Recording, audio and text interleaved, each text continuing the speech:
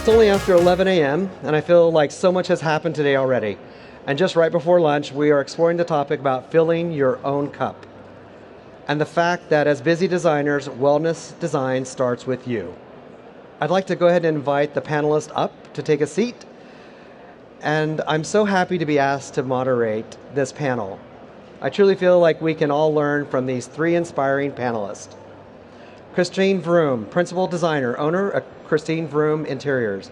Nora De Palma, President and CEO of Dialogue, which is a thriving PR firm with strong roots in the kitchen and bath industry. And Megan Mizuko, who is the Director of Sustainability and Wellbeing at Spring Architecture.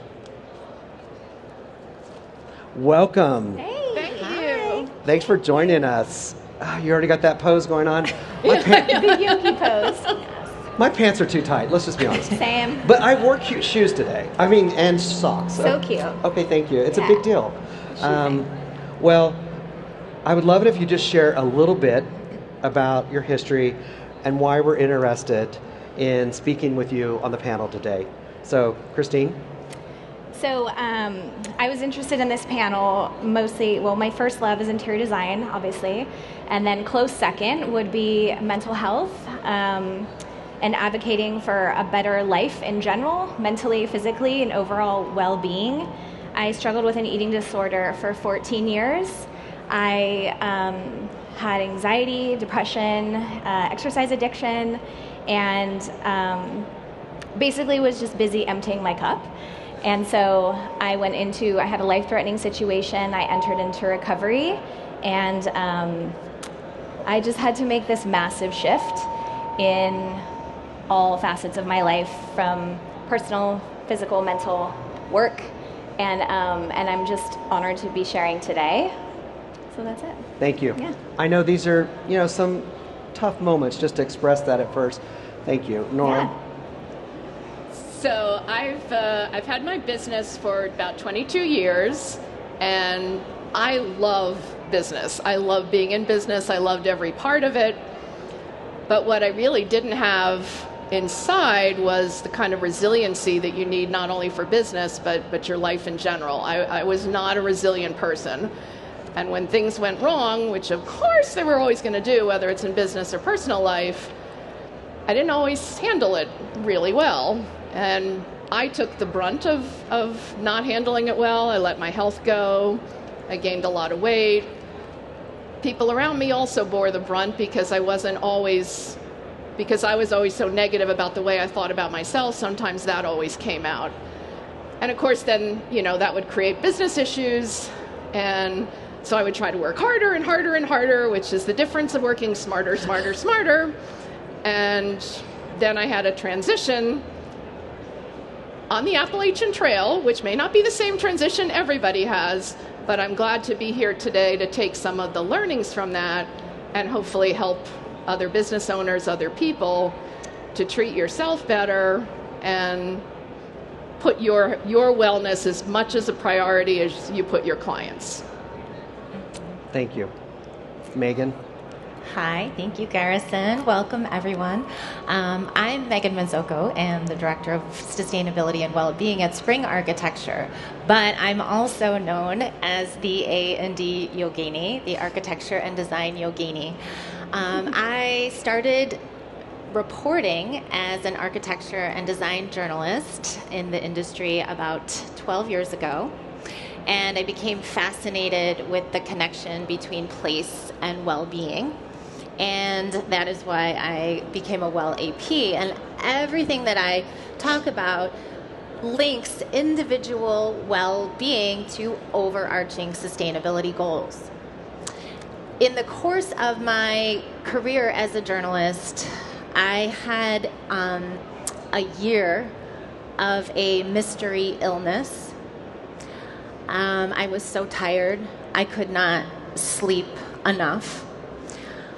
But I was so anxious that I couldn't fall asleep. I didn't have recall. I had complete brain fog.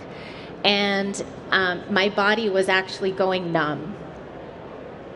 And so in trying to maintain or go back to homeostasis, I had to employ all the foundations of health. And in doing that, I was curing myself, and also in my 40s became healthier and achieved more clarity and felt more energetic and more vitality and the most creative flow of my life in my 40s than I had in my 20s and 30s. And so I thought that I could share some of my learnings about implementing and holding boundaries around the foundations of health in our lives. That's awesome. Well, I'm also very fortunate to be, moderating this panel. There was a moment in time. This is me. I was a lot younger and thinner decades ago. This picture was taken in Y2K, if anyone remembers that term. Unfortunately, in 1999, I was involved in a work accident and suffered a traumatic brain injury. I was really fortunate that my husband stayed with me, and for almost 5 years, I learned to recover, to work on myself. I had to learn to speak, read, walk again. The eyes have a little issue still, but that's okay. I always say I'm the colorblind designer, but I'm not. But part of that recovery was my occupational therapist. Really, they helped me, unlike you ladies who kind of took that internally and figured that out, how to become how to have wellness in your hearts. My occupational therapist said, you guys, you and your husband just love remodeling and buying these horrible houses. Why don't you just turn that into a business? So this is our first remodel, and we discovered a skylight in our kitchen that we didn't even know was there in this not so great house that we flipped. So anyway, I'm also so fortunate to be here with all of you, and we're all inspired. Before we get going on many of these questions I have for y'all, Megan, I know that you're going to take us through a few things, and we want to get in that right mental and physical spot, right? So I'll go ahead and turn it over to you. So as Garrison was mentioning, mindset is huge. So I'm going to ask a question of the audience. Who here works all day? And who here plays all day? No. Awesome. So I believe in saying yes to things that are uplifting and energizing and inspiring. And when we come to things with a playful mindset, it really broadens our perspective and creates more creative opportunities. So who will play with me right now? Will you guys play? Just a one little 1 minute thing? Okay. So first what I want you to do is check in with your body. Specifically, move your head from side to side and check in with your range of motion. Right to left. Love that. All right? Okay, so now what we're going to do is interlace your fingertips. Bring that to the back crown of your head. So you're going to continue to keep your head straight forward as you bring your peripheral vision, your gaze to the limits of your peripheral vision underneath your right elbow. And you're going to gaze at one point exclusively at the limits of your peripheral vision, just underneath your right elbow. And now stay here a minute and just check in with your body. Notice if you experience an energetic shift. So what is an energetic shift? It could be a double inhale. You might yawn. You might get goosebumps. Or you might just get that sigh of relief feeling. So once you notice that you've experienced that energetic shift, go ahead and bring your gaze back to center, straight forward. Go ahead and blink your eyes a little bit, giving your eyes a rest. And then when you're ready, go ahead and open your eyes. Gaze to the left, underneath your left elbow, at one point exclusively, at the limits of your peripheral vision. And again, scan your body and notice any energetic shifts. Again, maybe it's a double breath or a yawn or goosebumps, or maybe just that settling in or sigh of relief feeling.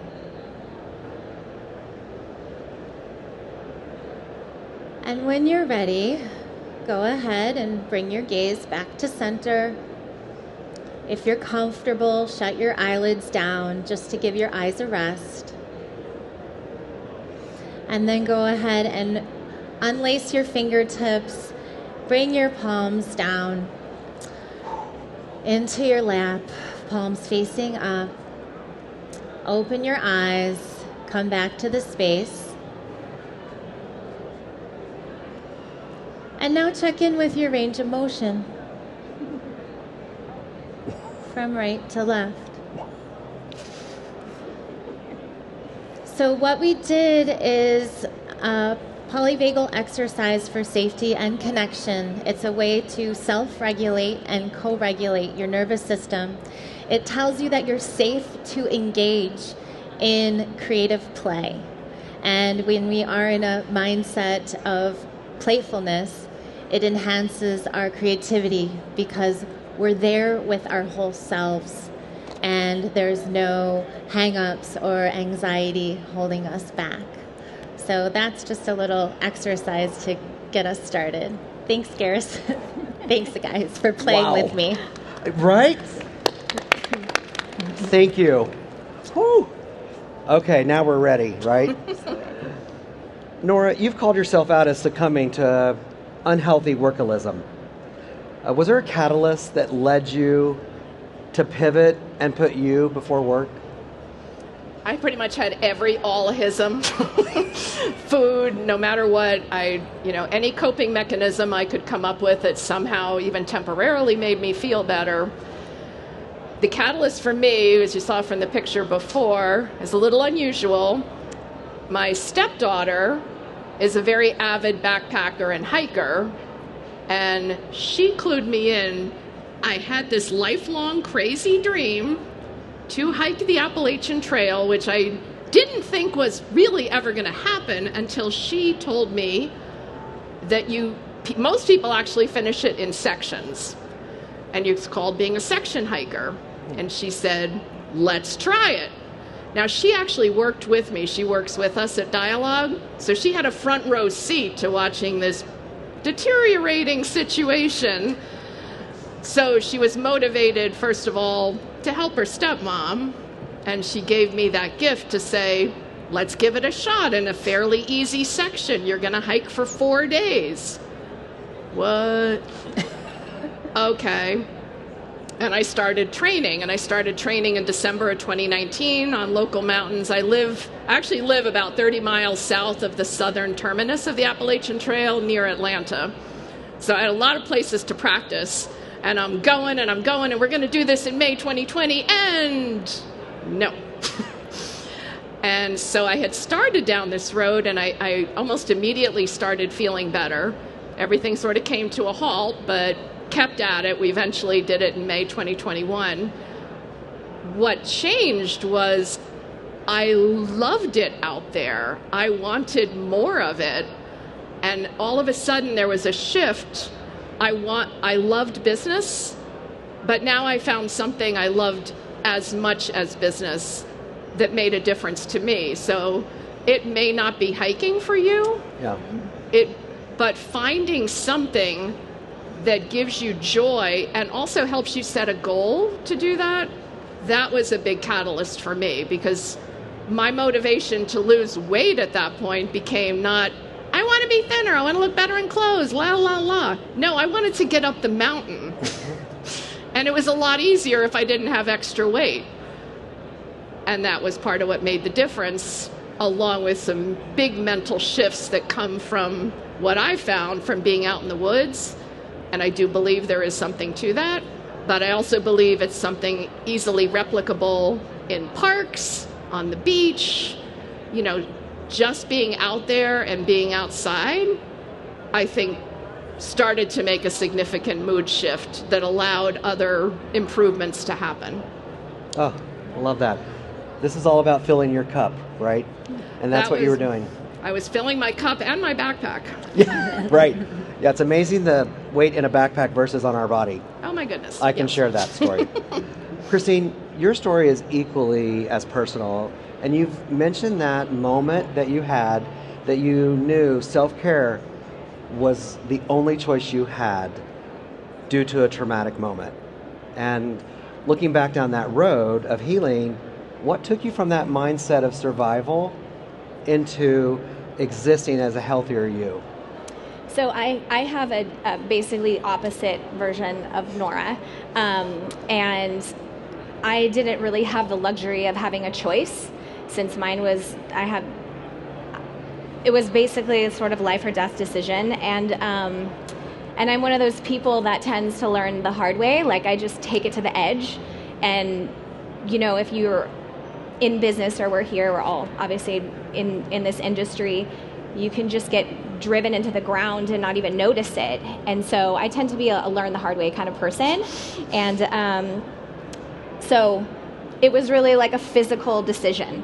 I was either going to make a choice to make a change with my life, my basically my friends, my work-life boundary, my healthy time. Like, I had to make drastic shifts. And so it wasn't like, oh my God, this is a decision I'm making today. I'm so excited about it. It was a traumatic experience. And so I had to use the same traits that I use in business that are, maybe you're passionate or driven or disciplined. You've got that fighter, strength, warrior type of being. And I had to take those and use them for my recovery and for bettering myself in this whole multifaceted way. And so I think that's a huge thing for me is using my traits that are those like things that really drove me to that place and shifting them into using them for my health and wellness. Yeah. Well, thank you. Yeah. And Megan, I think that there's so many learnings here for each of us, and being vulnerable sometimes is, I think, really important. But it goes back to self-care, right? Mm-hmm. And when your focus is on quality of life, longevity, which I love that during our pre-talk. But what are those core elements of wellness that we should be adding to our daily life? Right. So kind of like Christine, I applied my drive as a researcher and a reporter to figure out what I needed to do in order to heal. And the number one thing that I realized was sleep, followed by nutrition, followed by daily movement practices, and then also mindset. And at this point, I was so sick, I could not even do my regular yoga practice, my regular movement practice, which helped me deal with constant anxiety. So at this point, I just had to sit and be quiet and meditate. And that helps to calm the inflamed brain, and it also helps you to sleep. And I learned in the course of my research, if you can only hold boundaries around one pillar of wellness, if that's all you have the bandwidth to start with, hold boundaries around sleep. Because if you look to your left and you look to your right now, one of you three are sleep deprived. According to the CDC, 1 in 3 adults is sleep deprived. The World Health Organization has declared sleep deprivation an epidemic in industrialized countries. And here's the thing, sleep is the number one predictor of physical and mental health outcomes. So I wrote a book about sleep because I had to teach myself to sleep. So I thought, The Sleep System, 28 Days to Better Sleep. It's a pragmatic guide to designing the sleep that you love because it uses design thinking to deconstruct unhealthy sleep habits and reconstruct a healthy sleep hygiene. And that book is being launched this year, so if anyone's interested in being a part of my book launch team, you can get an advance copy, so let me know after. But yes, holding boundaries around sleep is, if you can just start there. We have to start somewhere, right? Exactly. Christine, I think, boundaries keep being tossed out, and what have you gained from setting boundaries? So boundaries for me, I used to look at in like a limiting way, like right, because like I'm being caged. Yes, I'm being caged, or I have this like, I can't do this, or I can't do that, or no, and I always hate it. I always feel like when people create boundaries, it's like it's a very kind of divide, rather than looking at it as like a protective barrier and how to protect yourself from these harmful things, whether it be overworking or answering your phone at 9 p.m. or not eating enough or eating too much or whatever it may be in that way. But creating basically like a dynamic of boundaries was a really huge part of my journey, and it was not easy. Because it's so natural to just stay in your routine and stay doing the things that you're doing all the time, and it just feels so comfortable. And so boundaries are in that uncomfortable place of really protecting yourself from being manipulated or whatever it may be from. And so that was a really huge part of it. Yeah. Well, I think you've also mentioned that, which just to me was mind-blowing, that we have to accept healing. Yeah. This was pretty incredible for me to hear you say. So, how does one go about accepting healing? That's funny. I was thinking about that too. So, accepting healing to me is accepting all of the hard stuff that comes with it. So it's not like, I'm set on this healing journey. I can't wait. This is going to be so great. It's just an accumulation of really challenging situations and challenging ways, I guess, to reformulate your life. And so I think accepting the challenges is really where you would find healing. Yeah. For me. That's great. Megan, you took a simple concept of many of us nourishing our bodies during the week and turned it into this virtually gratifying group session. Kind of blew me away. So if you don't mind sharing, this is Wednesday. Yes. Tell us about Wednesday lunch group. So this is so cool. One of the other things that I discovered in my research was that U.S. women's life expectancy has been declining at an alarming rate over the past 5 years. So it's not just COVID, but COVID exacerbated that situation. And the only reason I could figure out is because we're increasingly isolated, and we know from studying blue zones that people in blue zones experience the best quality of life, longevity, and health span. And so I thought, why don't I create a group called Well-Being by Design Global Women's Vitality Circle? Because 80% of architects and designers are solopreneurs, which puts them at risk for this isolation. And so every Wednesday at noon, Central Time, we take advantage of the lunch hour, and I call it just like your lunchtime well-being, midweek well-being break. And we eat lunch together on Zoom in solidarity with women's health.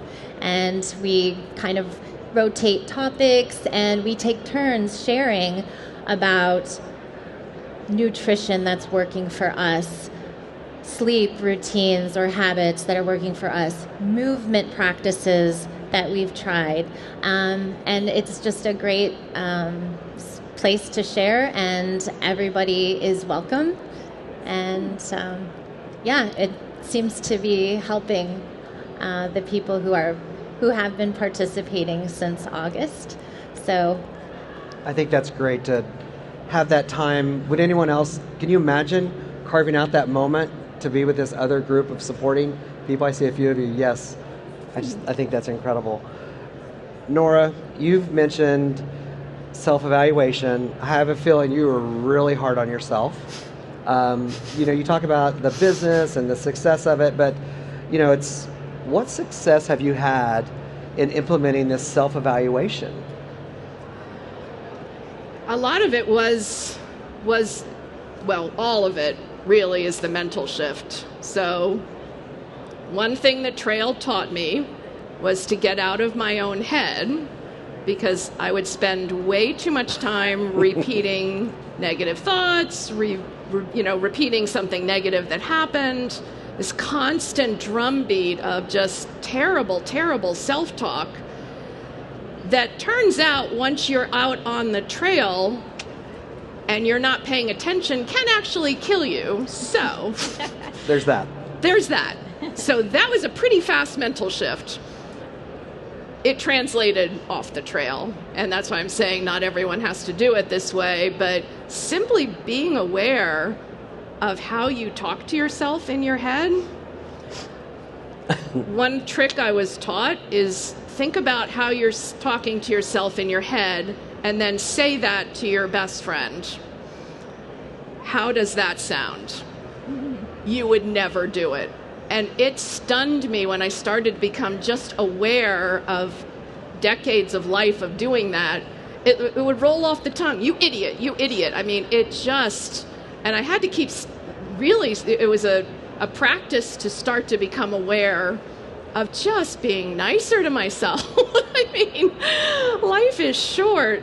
I knew I was doing good work. I knew I was a good friend. I knew I was a good wife and a good stepmom, but I didn't really feel it because of the way I was talking to myself. And making that shift then started to make the wellness changes happen. So I cut back my calories, I exercised more, the hiking didn't lose all the weight, but this was the first time I was successful at it because I didn't beat myself up every day, and I gave myself a lot of grace. And I just don't think many people, and especially women, but I know men too, I don't think we're always aware of how well or maybe not how well we treat ourselves. So if you remember one thing from what I'm talking about at this session, think about the language you're using in your head and how you talk to yourself. Big, big difference. Yeah, that's great. I think that we need to remember ourselves, right, in our head. You've made huge changes, and I'm just going to have one more question. Some of them were forced upon you, right? And the payoff is huge. But what was the biggest game changer for you? Like that one, what was it? I think it was, the game changer was setting a goal that was pleasurable, having something that you want to achieve. I think having it be something physical helps. So learning a skill that gets you out of the office, gets you out of the chair, gets you out of your clients' homes, and finding something you can point yourself to, that was the biggest game changer, but it had to be the mental shift that went along with it. So as someone who loves spreadsheets as I do, having this tracking, here's my mileage, it fed into I love goal setting, I love doing all that. That part was being fed really well by this, but it was definitely having a goal that was not a had to, but a want to. Right, it's reprioritizing. Yes, right? Yes. And being aware of that and to be able to say, that was, I think, one of the big takeaways that we've heard is it's reprioritizing, putting yourselves first. And that is that payoff. And it's hard because we're sort of all taught to not put ourselves first, right? That's like the bad thing. It's not a bad thing, because if you don't put yourself first, you can't help anyone else till you help yourself. Right. Yeah, and we've heard that. It's the actionable part, I think. There's so much from these conversations, and each of you have given so much of yourselves and your journeys, and as we, I want to kind of make sure we have room for some questions and answers. And so if you have a question, and if you're that person like me, of course I had a knock on the head that kind of I can blame it on, but if you have a question, don't forget it, write it down or put it in a note. We'll come back to those. But the last question is, is making sure, who inspires each of you? Are you asking me? I am. Okay. I have an abstract answer because I'm a designer and designers do that. That's awesome. I mean, I could give you like, oh, this is a great motivational speaker or, author or whoever. But I was thinking about the word inspire, and the word inspire for me is like something that comes out of your soul, like something that makes you dig deep or make a change or that takes you to the next level. And so I draw my inspiration from my experiences. And I wasn't sure how that was going to sound, but that is my answer. Yeah. Because it's in the midst, I think, of your, when you're in a struggle and you basically see where you came from and you see who you are now, you take that as strength for the next thing. And so for me currently, that is my answer. I'm going to take it. Okay, thanks. I'm going to take it. Nora? My stepdaughter, Jen. She went in college. She became aware of how many women struggled with food issues. I also had an eating disorder when I was younger. And she sort of made it her life mission to try to help women with body image and food issues, and somehow became one of the few people in my life, and her dad is another one along with her. The two of them were able to get me on a path and coach me along without being negative and inspiring me. So my husband and my stepdaughter are my heroes, for sure. Yeah, that's great. Megan? To be honest, I am so inspired by architects and designers. And when I became a certified yoga instructor, I was like, but I don't want to leave the design industry. And because I'm truly fascinated by the power that architects and designers have to nudge people into well-being and to create positive collective health outcomes. And for me, that is what inspires me to do what I do every day in my work as a WELL AP and as the A&D Yogini. So I'm so inspired by you all here today. I'm inspired by the women in the Wellbeing by Design Women's Vitality Circle and every architect and designer that I've ever met who's doing such a conscientious job to link that individual well-being to overarching sustainability goals and create major shifts in public health and collective health outcomes. So thank you guys. That's lovely. Thank you. We have a few minutes for questions. We do have a mic, so if you don't mind, we would like to bring a mic to you. If you don't mind, we'll direct it to one of the panelists. Any questions? Yes, in the back.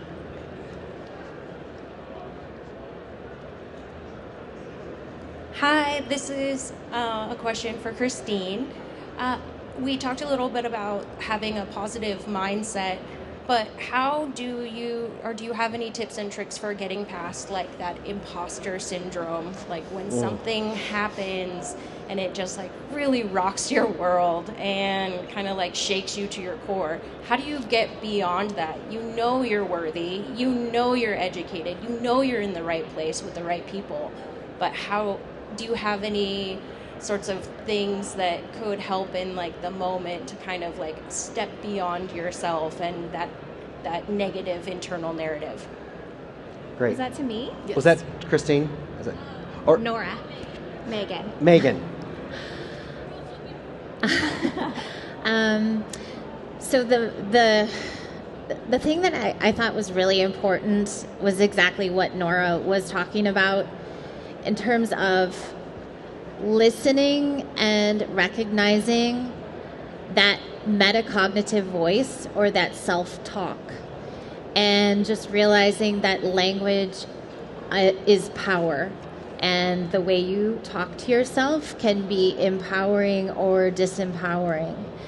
And I think that when you're facing this imposter syndrome, come back to the idea that you are uniquely created to move through this world at this time in the history of the Earth sphere. And no matter what you do or say or deliver or create, it is so unique and it is so needed. And you are the only one who can fulfill that. So That's awesome. Thank you. Another question?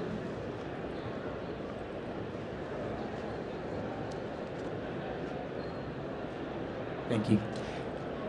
My name is Enrique. I'm new to the industry, about 4 years now. I did a career shift. Right when I got to 50, I decided to be Good job.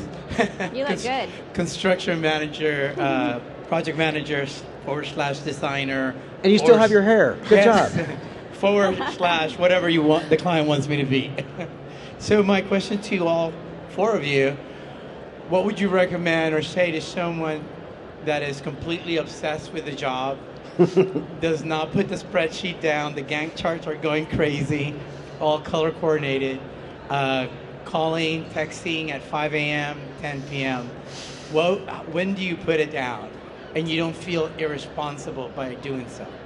Are you talking about yourself? Yes. Thank you. I mean, the only thing that comes up for me that I would say is that one day it will catch up. I still do that to a certain degree. I mean, I'm not up here by any means to say like, hey, I have it all together. I had this great journey and it's over. It's more of like a continuation of figuring out that way doesn't actually work and is not sustainable. And it feels really good because you're like, hey, I'm getting the next job, you know, and it's like, that part is almost addicting. And you have to almost let go of that and realize that you're better off protecting yourself, giving yourself your own personal time to fulfill those needs. And your way is not sustainable for a long period of time. That's my answer. Yeah. Thank you. I would add, though, I still work really long hours. Same. But we all still do. Yes. But I find a lot more joy in that time. And I think what we're hearing from you and even asking the question is, you may not be feeling the joy all the time. You know, as long as you're working long hours and you feel good, I don't think that's a problem. The problem is when you feel like it's a problem. And if you're not taking care of basic health and wellness. So at 50, that's exactly where things started to go south for me. I got away with it until then, and then things started to shift. So enjoy the work that you're doing, put the time into it, but take, even if it's walking around the block or walking around the house, walking up and down the stairs, something that just breaks that time up, and be mindful of how you're feeling so that it doesn't become the addictive feeling, that you're truly feeling joy in the work that you're doing. Great. And I don't mean to cut in, but I find a lot of purpose and joy in my work. Like, I find that it gives me a sense of purpose. And so I think that's where it gets difficult. Great. I was going to add, I do sense this utter enthusiasm in your voice when you're talking about your work, and enthusiasm means the breath of God. So you've been inspired to do this work, and your mindset around it is, I get to do this work now. But as one of my wise teachers has always said, and something that Nora mentioned at the very end, listen to your body.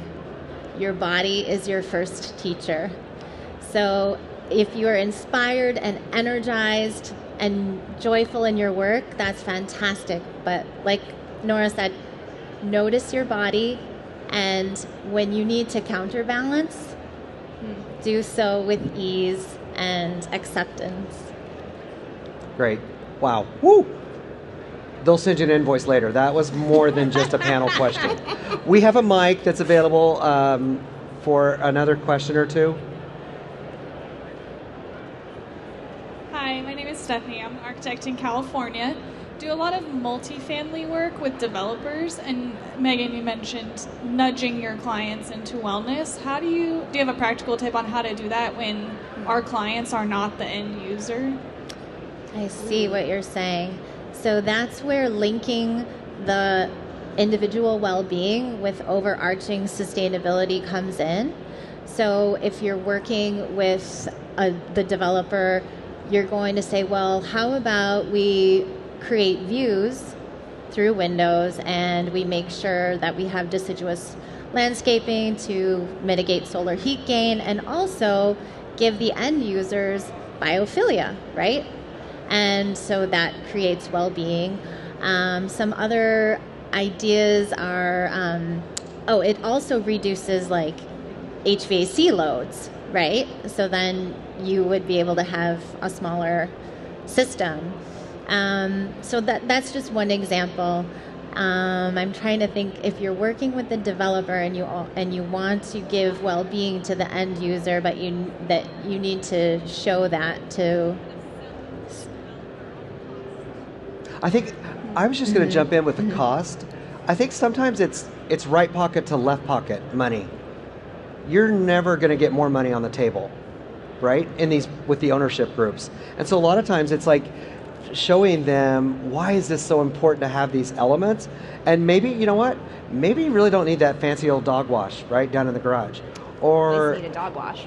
Excuse me? You always need a dog wash. Maybe it doesn't need to be fancy. Okay. Right? Medium. But maybe Medium fancy. Medium. Medium fancy. Oh, I love you, girl. But right, I feel like a lot of times it's not trying to recreate their budgets and that pro forma that they're trying to meet, but it's like right pocket to left pocket and showing those values, and don't give up. I do a lot of multifamily and hospitality. Don't give up. Keep pushing. One more question. Hi there, thank you. I have some thank yous first, because you guys gave me 3 nuggets, and then I have a question that's kind of related. First off, Christine, I love this, you had anxiety and depression, and this phrase, I was just busy emptying my cup. That's really stuck out for me, and I thank you for that. And Nora, this idea of don't believe everything you think. I love that. That's what I took away. And then Megan, this idea of connecting place with well-being, which is a lot of what we do in this world, trying to bring wellness to people through the stuff we're seeing here at the show. Can you speak a little bit to place and well-being and promoting the things that lead us to wellness? She's getting the tough questions. Wow.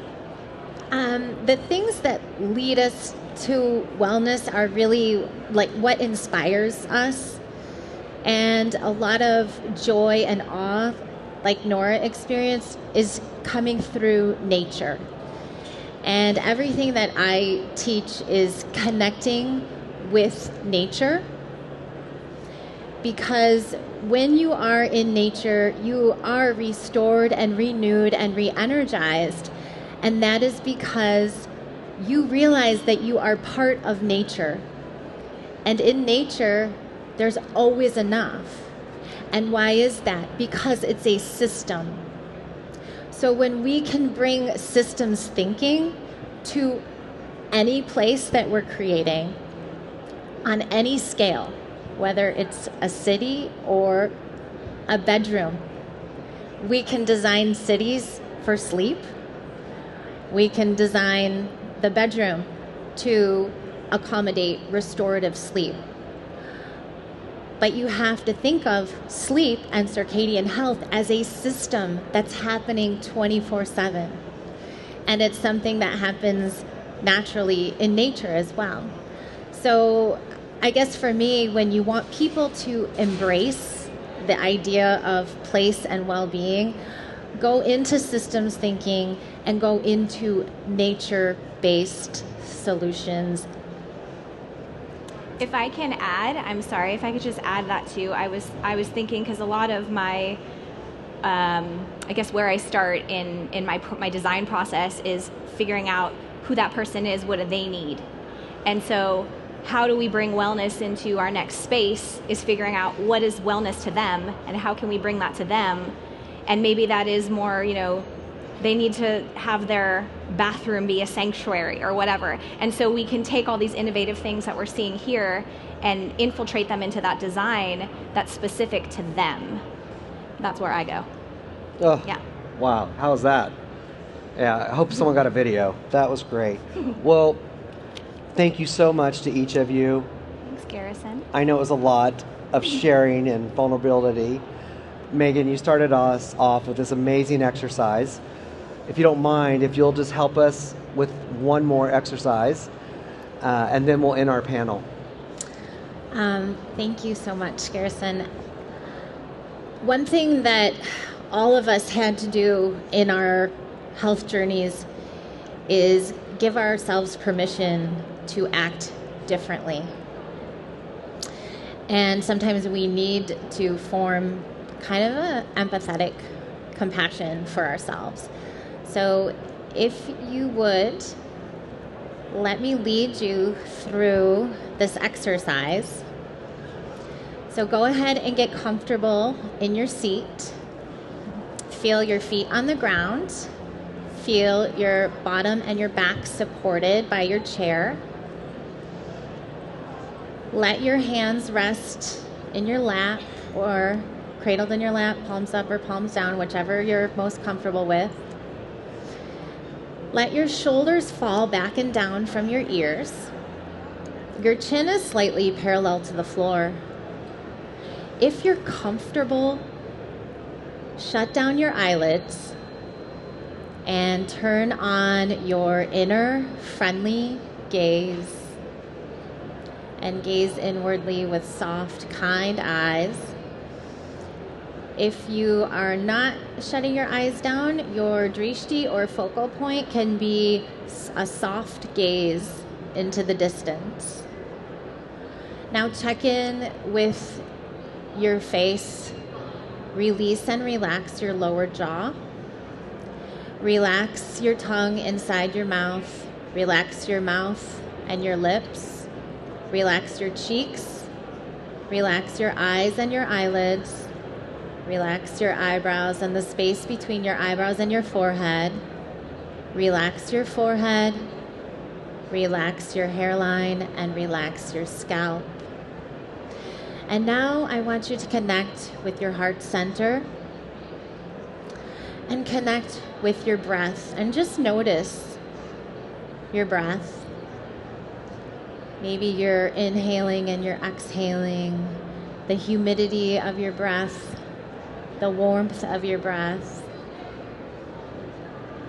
If there's any sound.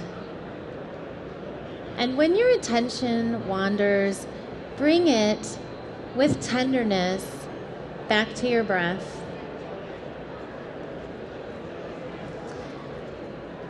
And now, if you would hold your palm out in front of you, your hand out in front of you, palm facing up,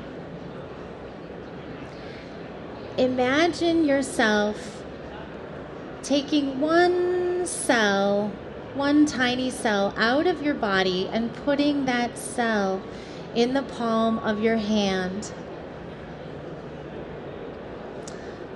And now look at that little cell and see how it is in relation to the greater world.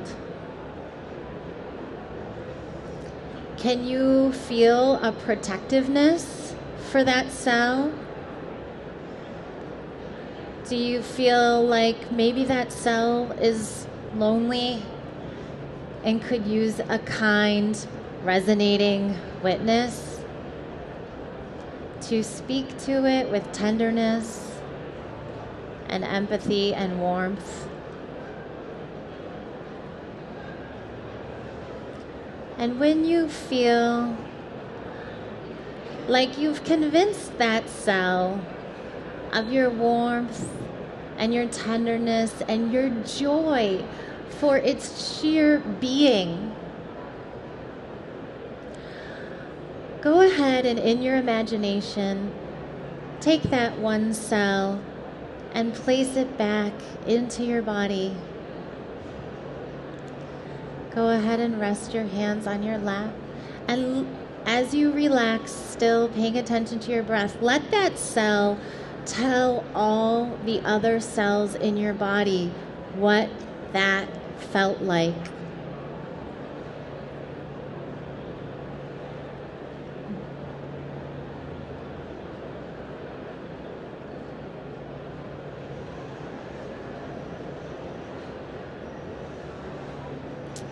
Now bring your palms together.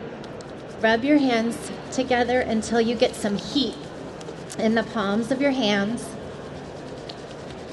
And then bring the palms of your hands over your eyes and open your eyes into that warmth and into that darkness. And now slide your hands down just a little bit so you can see that pink-orange flesh tone of your fingers. And when you're ready to come back to the space, spread your fingers wide, let the light in, come back to daily consciousness, come back to your body, and come back to the room. Thank you all so much. Woo! Thank you. Safe journey. Thank you all. Thank you. Thank you. Thank you.